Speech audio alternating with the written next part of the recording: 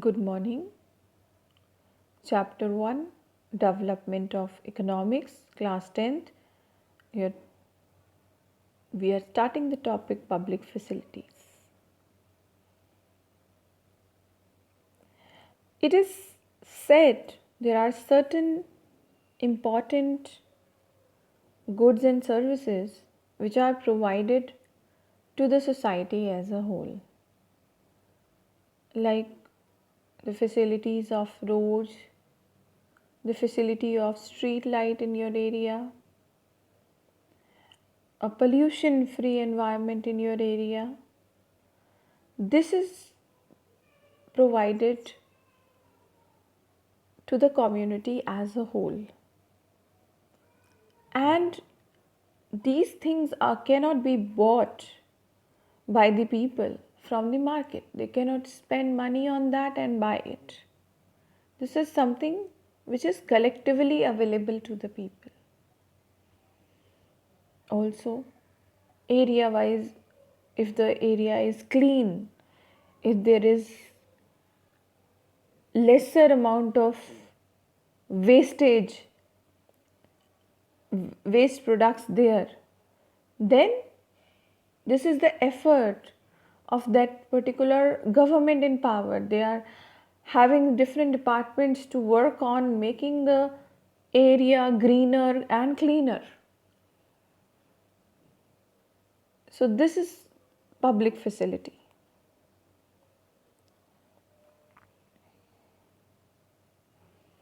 We in the previous topic also we talked about Kerala, where the people are having better infant mortality rate is much low, health facilities are better, and in Kerala the people are more literate.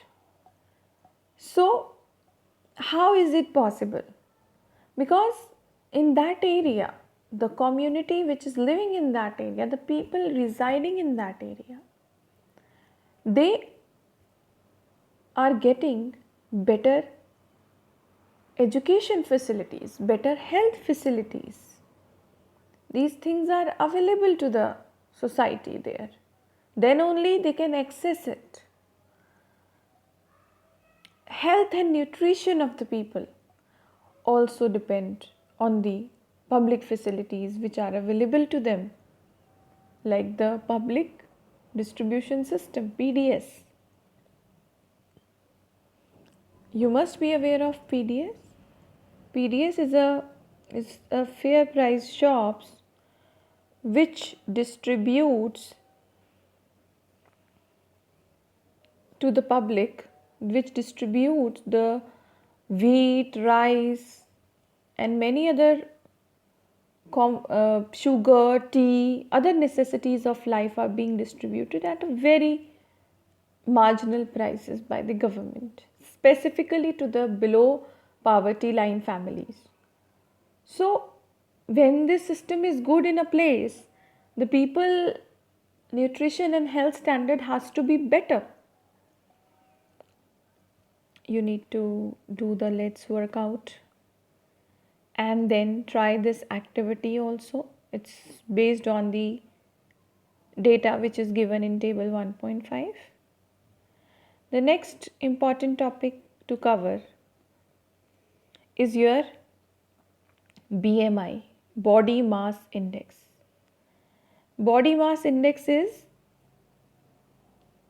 it calculates if a person is having a good nourishment, good nutrition, or the person is underweight, or he may be obese. These three categories we divide a person on the basis of his BMI calculation or body mass index calculation. How to calculate it? It is calculated by dividing weight in kg by the square of height in meters. This is the formula.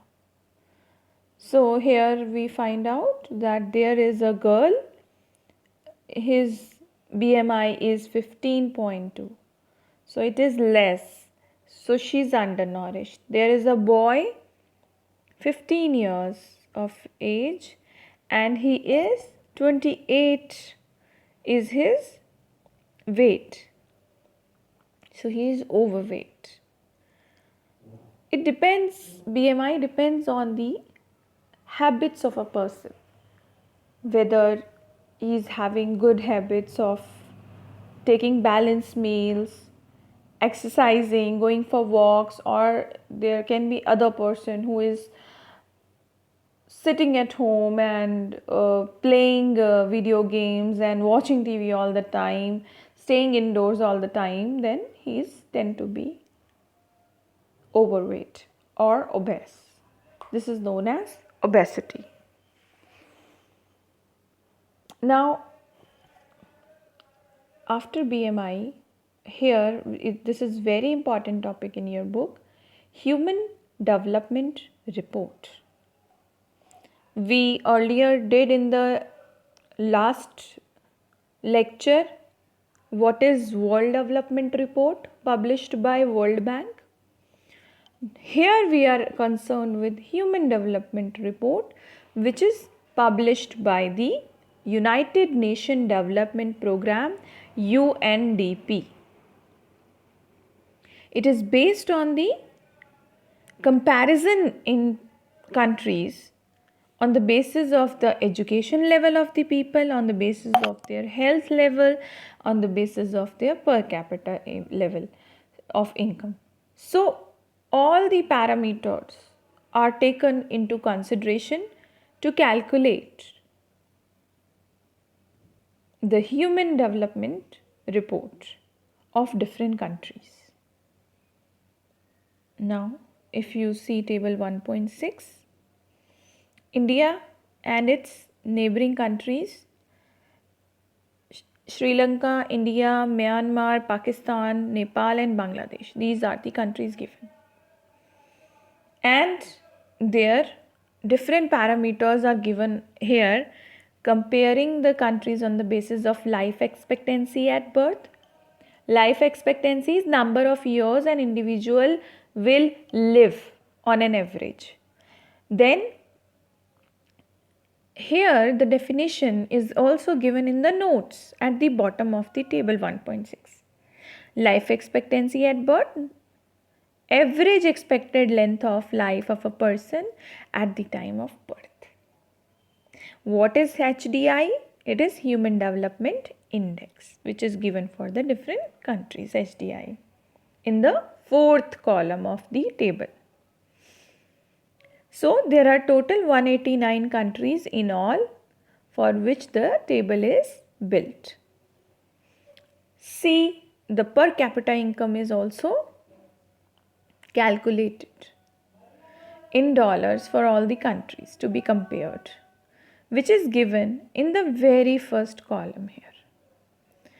Now, mean years of schooling in the third column, it tends to tell us about the literacy of the people. All the parameters together are taken to find out which country is better in development and which is not. If you see the rank of India, it is 130 rank out of 189 countries. Sri Lanka is much better. Reason of being better than India is, if you study the table, better income is there, better life expectancy is there, literacy rate is also very high. That is why it is ranking ahead of India in the HDI, that is Human Development Index. Sustainability of development is the next topic. It is given in the box on the right. We have not inherited the world from our forefathers, we have borrowed it from our children. What does it mean? It means that this world is not our inheritance. This is not something which is ours. and we have to pass in this world to our children. So it is something which is there, which is with us. So we have to keep it safe. This is what it means. Thus, we need to use our resources by taking into consideration the needs of the future generation.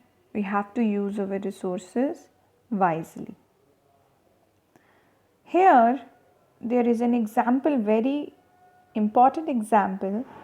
You can be asked questions on the basis of it. Groundwater in India. What does it suggest? We have a serious threat of overuse in our country as far as groundwater is concerned. Now, there are 300 districts which have reported a water level decline of over 4 meters during the past 20 years. Nearly 1/3 of countries overusing the groundwater. So, this overusage is specifically found in Punjab and Western UP. These are the regions where agriculture is mainly done. It is actually an agriculturally prosperous region, and also added to the area of South India, some coastline areas. This is not actually a very good situation. If you see, groundwater is a renewable resource, so it needs time to get replenish itself. Replenish means to renew itself, and it is done naturally. If it is overused, then it will not be replenished in that particular speed, and we will be facing the situation of overusing it, and it may lead to its decline further and further.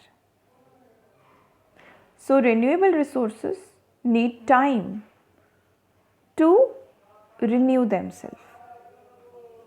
Then there are non-renewable resources, those which get exhausted, which are having a fixed stock on the earth. These resources, they cannot be renewed, they cannot be replenished like renewable resources. So, the example can be crude oil, which is given here after groundwater. This is the second example.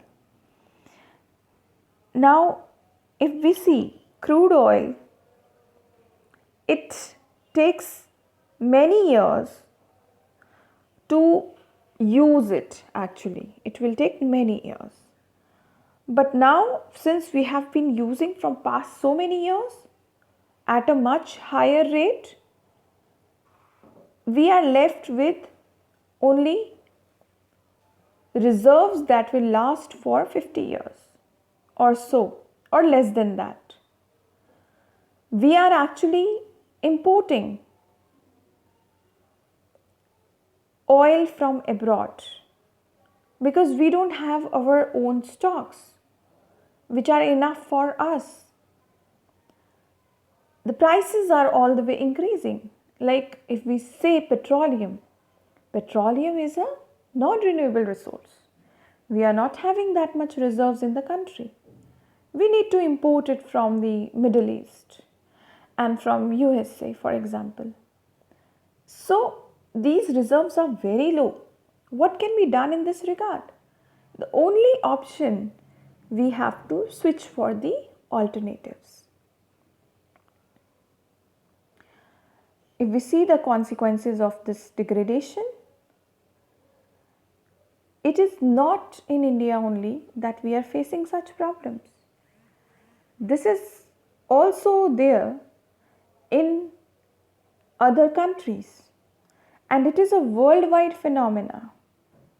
So it is very important to understand sustainable development and to understand the need to use the resources wisely, look for the alternatives, and give them the time, the resources, the time to replenish itself. We have to decide now what should be the goals, and we have to decide about what should be the development we are looking for in our country. Thank you. This is the end of your chapter.